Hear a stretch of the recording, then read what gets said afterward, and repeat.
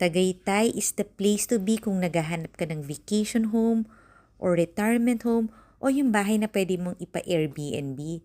Ito na nga ang newest, brand new modern design house na mala resort ang dating kasi may swimming pool. Meron siyang 2-vehicle carport at kita mo naman pagpasok napaka-engrande ng living area kasi double height ceiling. Meron tong lot area na 300 square meters at floor area na 350 square meters. At ito na nga ang jacuzzi swimming pool mo. Grabe, ang sarap magstay dito kasi chill lang sa Tagaytay. Ang lapit pa sa mga bulaluhan o mga restaurant at sa maraming pasyalan. Ayun yung powder room. Tapos, regular size yung kitchen. May center island pa. At may ground floor bedroom na may direct access sa swimming pool. Siyempre, meron din siyang sariling bathroom.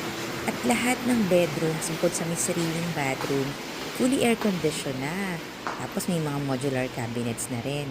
Ito naman yung helper's room na may sariling bathroom. Kaya talagang ang ganda ng bahay na to kung titirhan mo kasi talagang enjoyable ka dito dahil napaka-secured ng location. Tapos, ang ganda ng mga kalsada, ang luluwag, tapos yung mga neighbors mo, mga malalaking bahay din, yung magagandang bahay Tapos meron ka ditong family area sa second floor na may direct access sa napakalaking balcony.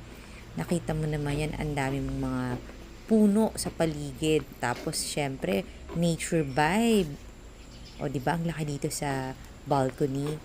Kaya kung gusto mo tong makita, tawagan mo lang ako. Yung price and details pati number ko nasa description box below the video or nasa comment section.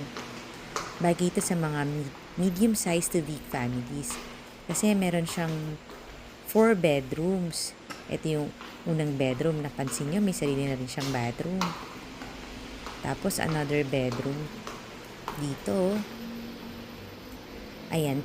Dito sa second floor, meron kang 4 bedroom. Tapos meron ka pang ground floor bedroom. So, meron ding needs room. So, total of 6 bedrooms. Ito na yung master bedroom. Meron siyang walk-in closet. Tapos, meron ding bathtub.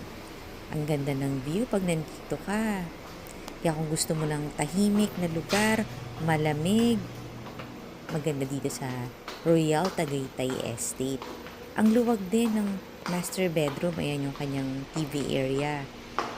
Tapos, another bedroom. Ang gaganda ng ceiling niya na kaya mas maganda kung makita nyo to sa actual kasi mas ma-appreciate nyo na pulido siya. Ang ganda ng space planning niya. Tapos, perfect yung location niya dito sa may Tagaytay Royal Estate. Ayan naman yung linen cabinet. Tapos, ito na yung last bedroom. Follow and subscribe ka na kasi dito mo makikita ang dream house mo. At marami pa tayong mga magagandang bahay na pwede mong